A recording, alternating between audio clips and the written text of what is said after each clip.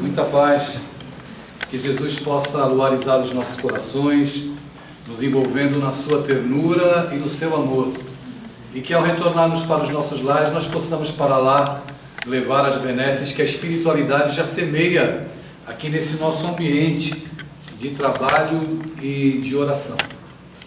Bom, a alegria é muito grande por conhecer essa casa, estar aqui no Francisco Costa pela primeira vez, no meu segundo retorno a Santa Maria, e participar dessa reunião, é claro que alegra a nossa alma e traz profunda alegria para a minha vida.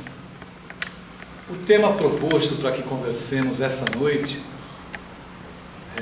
foi as negações de Pedro, assunto que chama a nossa atenção e nos meios cristãos é algo que sempre se conversa, se fala e se debate sobre esse tema. Como pode aquele homem que acompanhou Jesus durante todo o seu ministério aqui na terra, no momento crucial em que o Cristo precisava dele, ele negar Jesus por 3 vezes? Sem dúvida, merece a nossa reflexão. E o que será que uma situação como essa, passados mais de 2000 anos, tem para nos instruir, para nos informar no ano de 2018?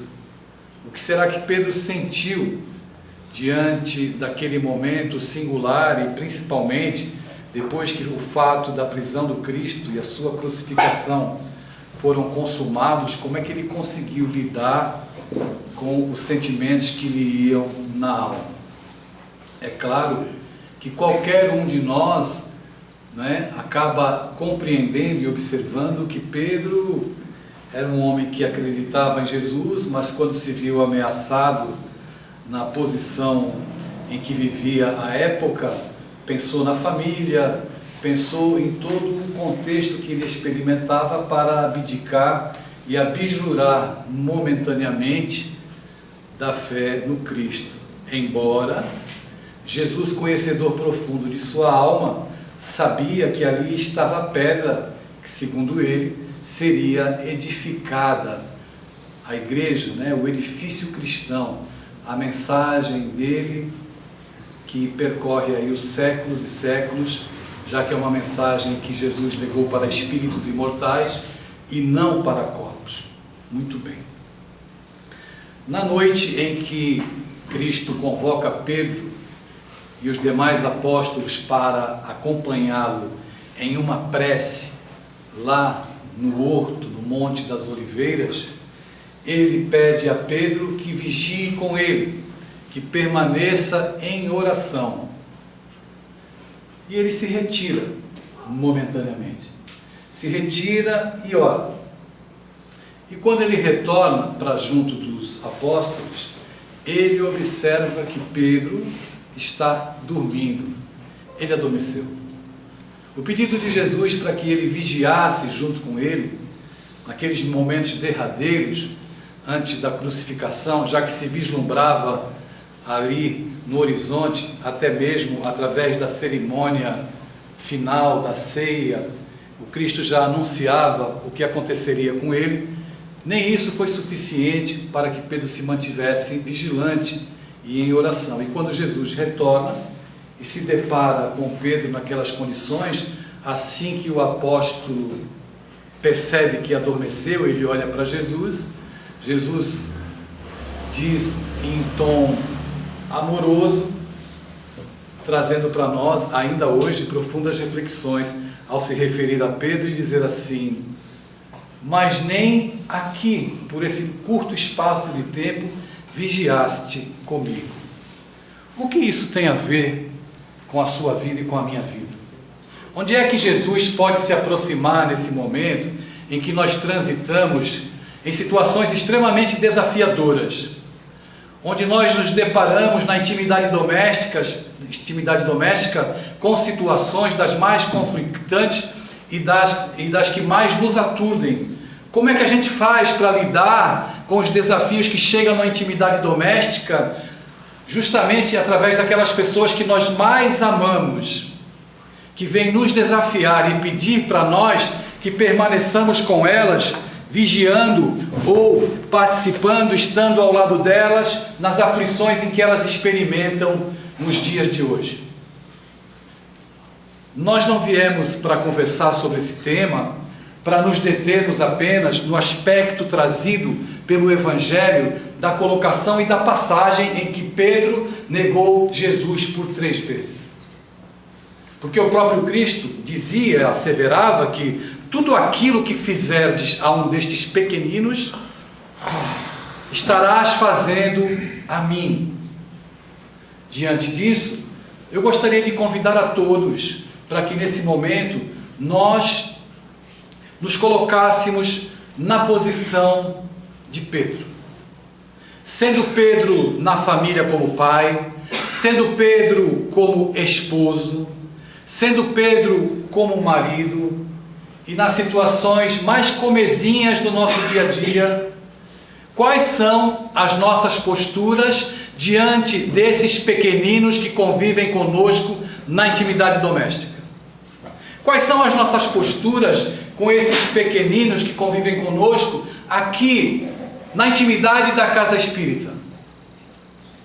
Como é que nós estamos administrando um momento tão desafiador do planeta?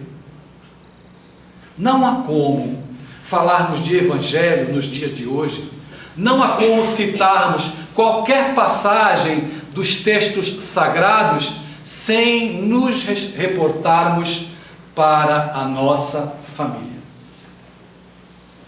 Será que nós estamos negando em algum momento amor àqueles que partilham conosco da experiência humana? Será que nós, como pais, estamos de fato legando para os nossos filhos uma educação que os irá orientar no enfrentamento das adversidades que a vida aqui na Terra tem para cada um de nós nos dias de hoje? Para todos os lados que nós nos viramos, nós encontramos lágrimas. Para todos os lados que nós nos viramos, nós encontramos desafios.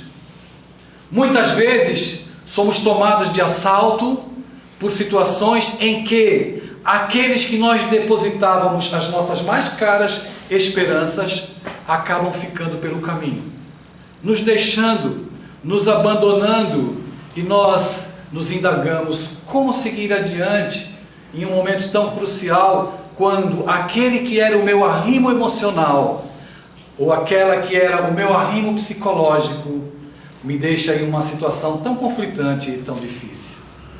Nenhum de nós, embora alguns acreditem nisso, se encontra à revelia do amor de Deus. Nenhum de nós se encontra abandonados.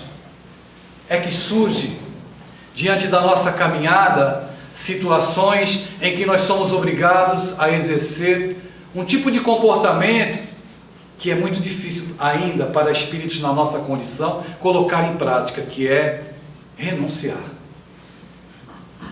Deixar de lado algumas coisas que para nós teriam um peso muito importante e que de repente a gente precisa abandonar. Até mesmo alguns conceitos, alguns ideais de vida ou algumas ideias que tínhamos, que eram tidas como certas e verdadeiras.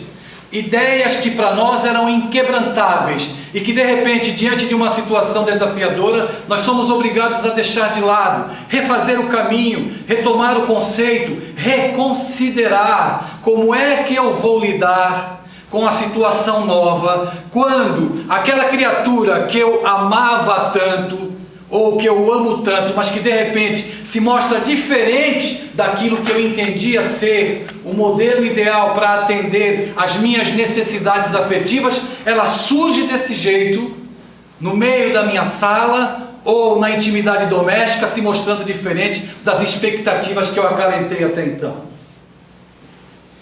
Como é que eu faço para seguir ao lado de uma pessoa que se mostra diferente de tudo aquilo que eu havia imaginado ou que eu havia criado expectativas e que de repente tudo rui, cai por terra e eu me vejo sozinho e nesse instante obrigado a tomar alguma decisão, seja no campo do relacionamento marido e mulher, seja na difícil arte da educação, no trato com os nossos filhos.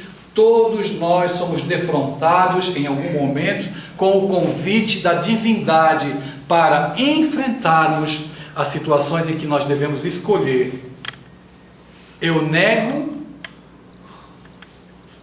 como Pedro negou, ou eu sigo ao lado dessa criatura, mesmo ela não correspondendo às expectativas que eu nutria até agora.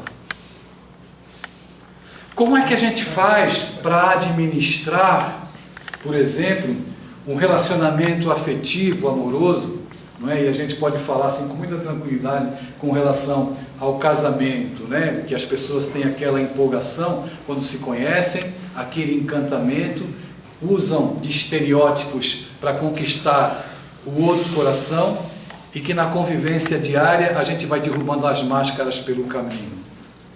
E a gente vai se mostrando tal qual é. A gente vive, segundo o sociólogo Bauman, Zygmunt Bauman, tempos líquidos, em que as pessoas trocam de parceiros como quem troca de camisa. Em que as pessoas simplesmente substituem rapidamente aqueles que elegeram para viver um relacionamento, porque elas não atendem mais à expectativa. Então é mais fácil trocar de parceiro ou de parceira e seguir adiante, já que ele apresentou um defeito ou um comportamento com o qual hoje eu não me identifico absolutamente.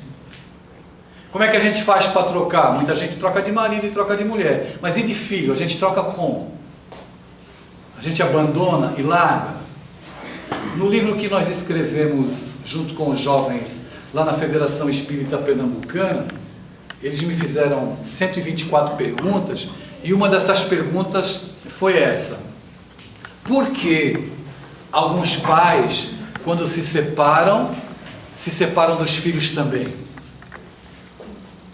Porque é uma realidade inconteste, e o número de jovens que eu me deparo hoje, quando eu faço palestras nas escolas, e eles vêm conversar comigo, vocês vão assim se assustar com esses dados. Não são meus, eu não estou criando aqui dados para impressionar ninguém, eu estou reportando a realidade com a qual eu me deparo em qualquer lugar do Brasil.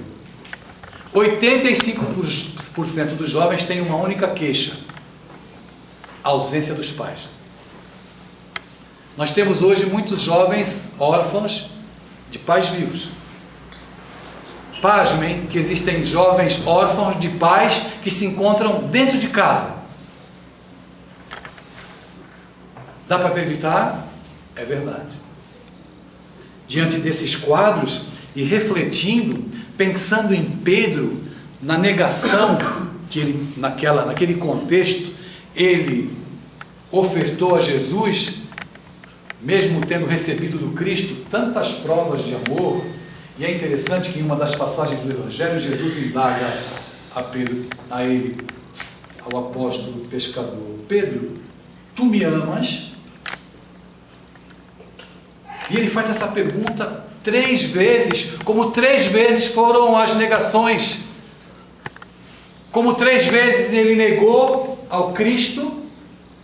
O Cristo indagou a ele anteriormente: Pedro, tu me amas? E ele respondeu: claro, Senhor, que eu te amo. Isso me faz pensar nas nossas juras de amor para com as pessoas com as quais nós nos comprometemos um dia em ter uma vida em comum. Quando o encantamento está acontecendo, você pode perguntar quantas vezes: tu me amas, fulana? Amo. 50 vezes a gente vai dizer que ama.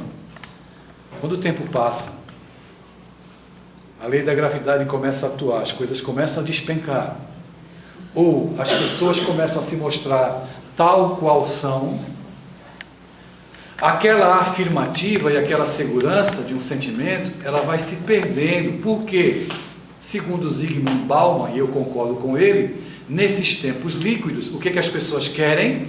Elas querem prazer. E a grande maioria entende que prazer é sempre procurar um estereótipo físico que desperte em mim o desejo que aquela que eu dizia amar, ou que aquele que eu dizia amar, me despertou um dia.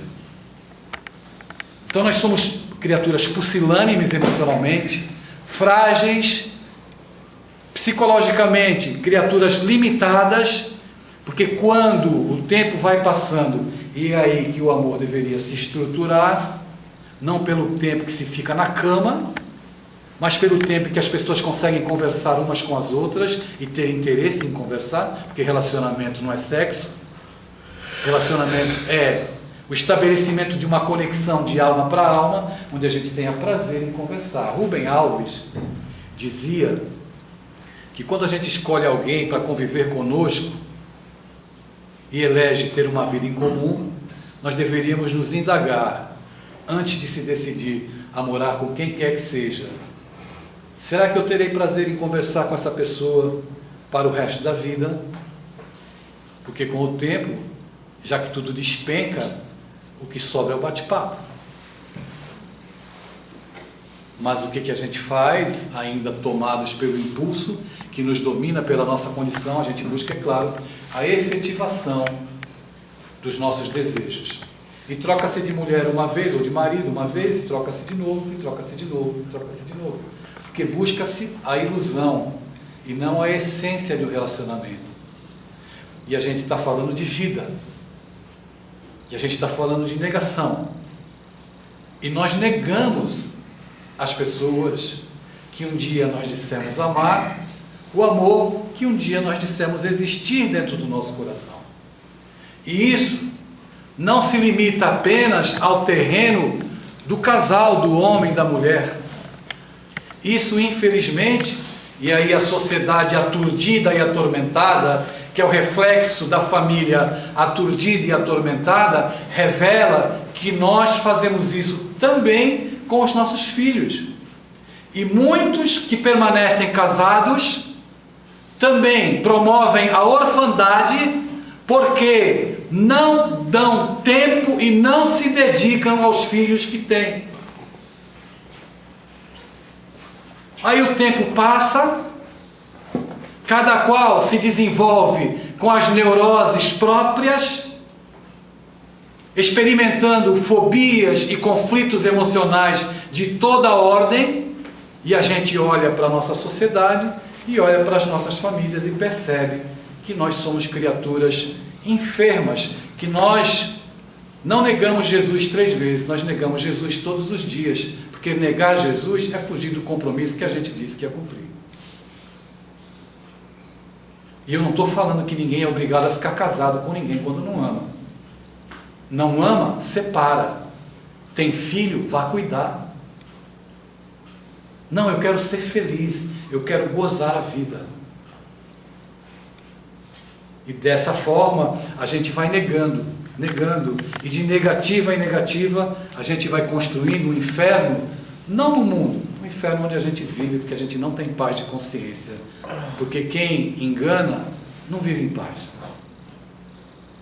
quem ilude não vive em paz, quem adultera não vive em paz, pode até dizer que vive, mas não vive, porque ninguém vive em paz quando lesa leis ditas naturais, porque essas leis naturais não são minhas, não sou eu que estou falando, ela está escrita, como dizem os Espíritos, na consciência de cada um de nós.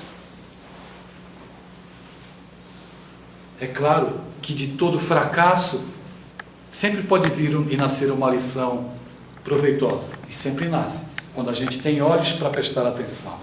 De todo o êxito que a gente tem, de toda a vitória que a gente consiga, também se pode obter uma lição e um aprendizado. E alguém pode pensar assim, mas eu já caí tantas vezes. Não tem problema, cair é consequência de se estar vivo. Agora, ficar identificado com o chão não é uma atitude muito sábia, nem muito inteligente. Nenhum de nós aqui, nem esse que está falando, está na condição de santidade, de nunca ter errado, ou de nunca ter enganado. Mas a gente vive um tempo e um momento de urgência, Se eu indagar aqui para os senhores e para as senhoras, quem é que deseja ser feliz? Certamente, todos dirão, eu quero ser feliz. Mas muitos se acomodam. Existem pessoas que se acomodam até sob a capa da piedade alheia. Tem gente que gosta de despertar a pena dos outros, porque não consegue compreender e não consegue agir a ponto de ter confiança em si para despertar o amor do semelhante. Eu não tenho capacidade de despertar amor, então eu desperto pena. E quantos passam pela vida assim, se colocando na posição de coitadinhos? As pessoas elegem. O que eu estou fazendo? Eu estou negando a vida, a oportunidade que me é concedida de fazer diferente. Na casa espírita, muita gente vem para tomar o passe porque acha que o passe vai consertar a vida. Vai tomar passe 5.000 anos e não vai consertar nada. Porque a questão ela é mais profunda, ela é mais abrangente. É questão de olharmos para nós mesmos e dizer, eu estou feliz com a vida que eu tenho. O que é que eu posso fazer para parar de negar o amor que Deus tem por mim e investe em mim? Porque a vida investe em cada um de nós todos os dias. O melhor investimento de Deus é você. Mas eu não quero tomar posse, porque eu já estou usando essa capa de coitado e eu quero continuar usando essa capa de coitado. A propósito disso, eu gostaria de vos contar uma história que está narrada no Evangelho. Havia um homem cego chamado Bartimeu. Bartimeu, Bar significa filho de, Bar, filho de Timeu, Bartimeu. E ele era conhecido ali naquelas imediações por ser cego. Quem é que não conhecia naquela época aquele homem que esmolava diariamente ali na estrada de Jericó? Bartimeu, para muitos, já usava uma capa. Qual era a capa? A capa de pedinte. A capa de quem podia se dizer acomodado diante de uma situação. E tem muita gente que usa não a capa de pedinte, mas outros tipos de capa, por não ter coragem de empreender uma mudança na própria vida, uma transformação na própria vida. Mas Bartimeu caracterizava-se por ter vontade e o desejo de sair daquela situação. Ele ouviu dizer que havia um homem, um certo profeta galileu, um cantor de esperanças, que andava pelo mundo já naquela época, curando leprosos, paralíticos, expulsando os demônios e também restituindo a visão de muitos. Bartimeu ouviu falar daquele homem e começou a acreditar que, se um dia aquele homem passasse ali pela estrada em Jericó, ele também iria pedir. Bartimeu já sabia que para mudar a condição dele, ele precisava sair do lugar comum. Ele não podia continuar ostentando aquela condição de cegueira que era física, mas ele, no desejo de se transformar, já dispunha de uma visão espiritual acerca da vida. Então, na expectativa de que um dia aquele profeta passasse por ali, ele começou já a enxergar, não com os olhos físicos, mas com os olhos do coração. E com essa expectativa, ele se colocava todos os dias ali, onde ele levava o pão através da mendicância para casa. As pessoas passavam e lá estava Bartimeu de mãos estendidas, mas não estava sem esperança. Certo dia ele ouve um vozerio muito grande a alguns metros de distância. Eram muitas pessoas. E no meio daquele vozerio, ele identifica algumas vozes que diziam: Jesus, cura a minha dor. E ele percebeu, porque aquele que é deficiente visual, ele desenvolve a acuidade auditiva, ou seja, ele ouve melhor. E ele percebeu que aquele profeta de que ele ouvira falar um dia, estava ali perto. Mas era tanta gente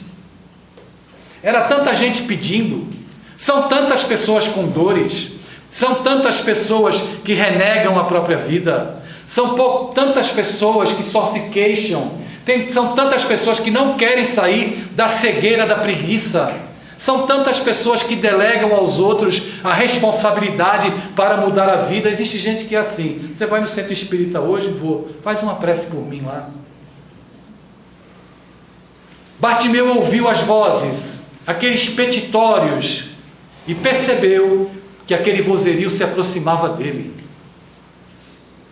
E no instante em que ele identificou que aquilo realmente estava acontecendo, e que aquele profeta de Nazaré estava ali no meio da multidão, ele aguardou com expectativa. E no momento em que ele percebeu que na frente dele estavam as pessoas gritando e pedindo para serem curadas, não havia outra saída. Ou ele passava o resto da vida renegando a oportunidade que tinha de pedir pela cura, ou por uma condição melhor de vida. Foi que ele encheu os pulmões. Sabe o que é encher os pulmões? Tinha muita gente na frente dele gritando. Ele encheu os pulmões e gritou: Jesus, filho de Davi, tende piedade de mim. As pessoas que estavam à volta do Cristo e aquelas que estavam próximas a ele viraram para ele e disseram: cala-te boca, miserável. Tu não estás vendo que tem tantos aqui sofrendo? Mas ele, que até aquele dia estava usando a capa da piedade alheia, não queria continuar assim. Ele não queria renegar a possibilidade de exercer a sua fé e a sua esperança. E mesmo com as ameaças que lhe faziam, novamente ele disse em tom mais alto: Jesus, filho de Davi, tende piedade de mim. E no instante em que ele grita pela segunda vez, Jesus para. E quando Jesus para, todos param. E porque todos pararam, todos silenciaram. E nesse instante, um corredor naturalmente se abriu entre Bartimeu e Jesus. E Bartimeu, percebendo que o silêncio se fizera, o que ele fez? Ficou com medo, ia perder a oportunidade, ia renegar a esperança que estava ali na frente dele. Ele encheu os pulmões e gritou mais alto ainda, mesmo diante do silêncio daquelas pessoas que antes estavam ali gritando e pedindo por cura. E gritou pela terceira vez: Jesus, filho de Davi, tende piedade de mim. O Cristo fez um sinal e um dos seus seguidores foi até Bartimeu e disse a ele: o mestre quer ver-te. Bartimeu se levantou, conduzido até Jesus, e Jesus olhou para Bartimeu e disse assim: o que queres que eu faça? Eu imagino que Bartimeu deve ter pensado assim: mas será que ele não está vendo que eu sou cego? Mas a pergunta de Jesus não era uma pergunta feita de maneira tonta ou sem um propósito, porque Jesus passa todos os dias na tua vida e pergunta: o que queres que eu faça? Mas a maioria quer dizer não, porque aceitar e responder a Ele o que Ele deve fazer na nossa vida vai fazer com que a gente saia da posição de preguiçosos que muitas vezes caracteriza a nossa vida. Porque quando a gente se cura, ou recebe a oportunidade da cura emocional, psicológica, a gente tem que mudar de conduta. E não é todo mundo que quer mudar de conduta. Mas Jesus perguntou a Bartimeu: o que tu queres que eu faça? Senhor, eu quero ver. Então, veja. E ele teve a sua visão restituída. Eu só gostaria de lembrar que Bartimeu estava na posição que muitos ficam, usando a capa da piedade alheia. Eu vou despertar pena nos outros, porque eu não me vejo com capacidade de despertar amor. Ele passou a enxergar, mas antes da visão física ter sido restituída, ele já enxergava. Como é que ele enxergava? Com o coração. Ele enxergava pelos olhos do coração. Ele queria mudar a vida dele. Ele sabia que aquele cantor de esperanças estava ali diante dele naquele momento e que ele não encontraria com ele mais. Era preciso agir, era preciso fazer, é preciso parar de se auto-sabotar. E como é que a gente promove a auto-sabotagem? Quando a gente lesa os outros, quando a gente engana os outros, quando a gente percorre os mesmos caminhos que já percorremos outras vezes, e esses mesmos caminhos percorridos de outras vezes vão nos levar sempre para o mesmo destino. Pedro, tu me amas? Amo, Senhor. Então, apacenta as minhas ovelhas. Se temos um lar e a nós foram confiadas algumas almas, na condição de pai, de mãe, enfim, que possamos apacentar essas ovelhas, esses que partilham conosco as experiências domésticas dentro da nossa casa. Um dos personagens do Evangelho que mais negou Jesus, muito mais do que Pedro, eu nem sei quantas vezes ele negou Jesus, foi Paulo. A ponto de, naquele encontro às portas de Damasco, quando ele, ao contrário de Bartimeu, perdeu a visão dos olhos, mas ganhou o olhar através do coração, que ele caído no chão, Cristo se aproxima dele e diz para ele: não recalcitres contra os aguilhões, não negue a dor que você sente. Negue, para com essa rebeldia. Essa dor que está chegando aí na tua vida, ela não veio para te castigar, ela veio para abrir a tua visão espiritual. E quanto mais a gente se debate, mais a gente se prende na mesma situação.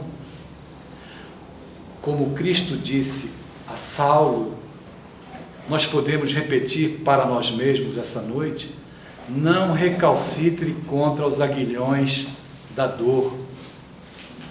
A dor tem um propósito que não é castigar. A dor é o sino de Deus, que plange, que toca, para que a gente possa acordar da letargia e do apego a coisas que não nos servem mais, a coisas e pessoas que não nos servem mais. Para que continuar insistindo? Nem a dor sob a luz proposta, essa perspectiva nova que o Espiritismo traz para as nossas vidas, nem a dor pode ser renegada. Não renegues. Aceita, dizem hoje em dia, né? Aceita que dói menos, não é assim? Não é, pessoal?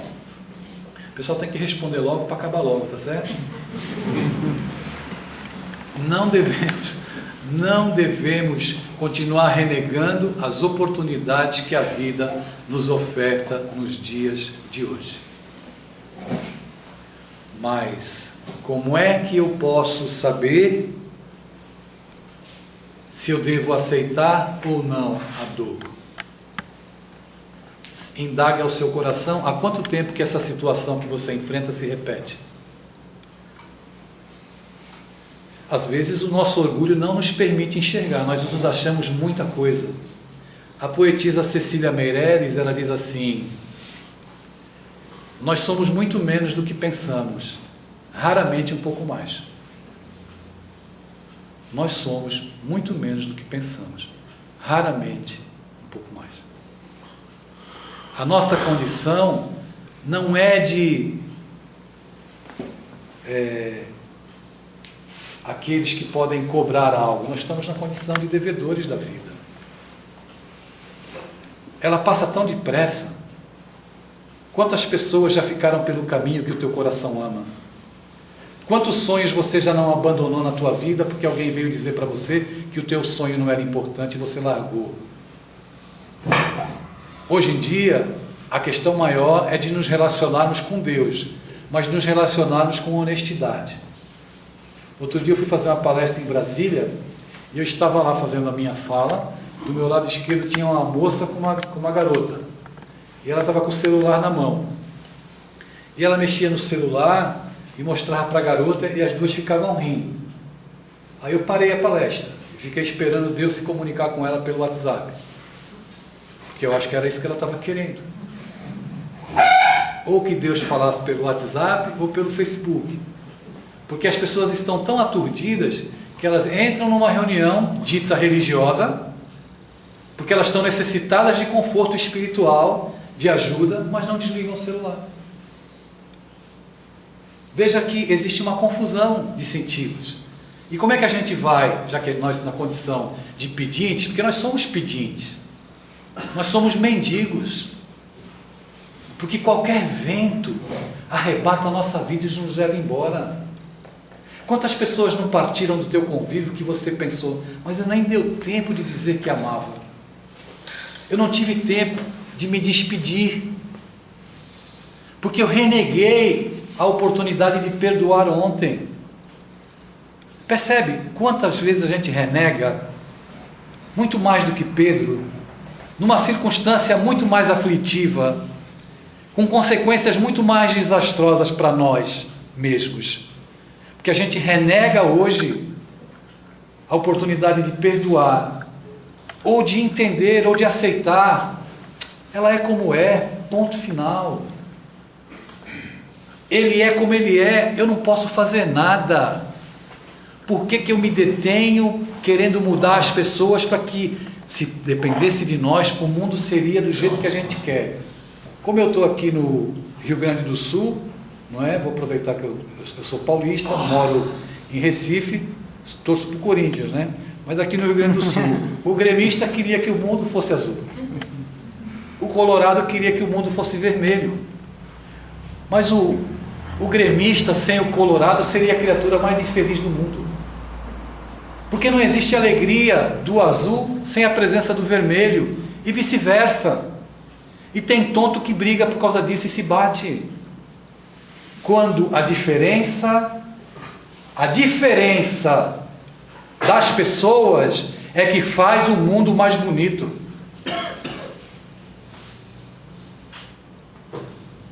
Por a nossa família ser um contexto de pessoas diferentes, e lá dentro tem gente que a gente gosta e tem gente que a gente não gosta. Mas alguém pode dizer, mas dentro da família existe isso? Existe.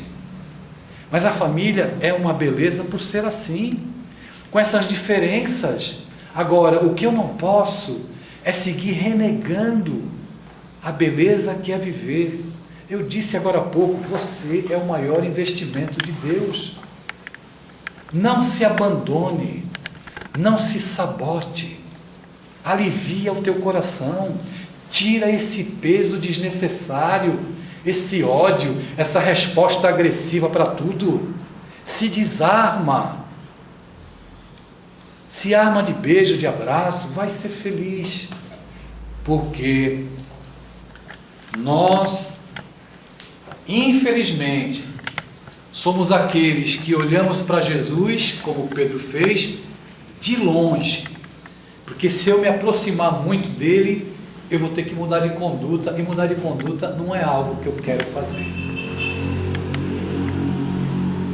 Mudar de atitude, eu estou tão acostumado com aquela pessoa que me trata mal todos os dias, eu estou tão acostumado a ser tratado como bicho, porque eu não me acho em condições de ser amado por ninguém.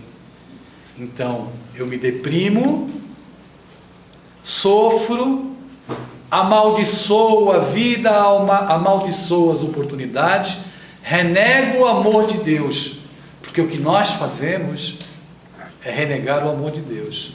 Pedro negou Jesus, nós negamos a paternidade divina. Pedro negou Cristo 3 vezes, nós negamos a paternidade divina todos os dias. Quando a gente não percebe que nós temos amor imenso dentro de nós e que podemos distribuir e ofertar esse amor conforme se possa. Alguém pode me dizer assim: ah, Deus, a vida está tão difícil. E eu posso lhe dizer: olha, faça uma prece nos momentos difíceis. Mas eu faço prece todo dia, ninguém me escuta, ninguém responde às minhas preces. E eu vou dizer para você, meu irmão, minha irmã, as suas preces mais singelas são ouvidas no espaço ilimitado. Mas sei que às vezes choras consternado ao silêncio da força que interpelas.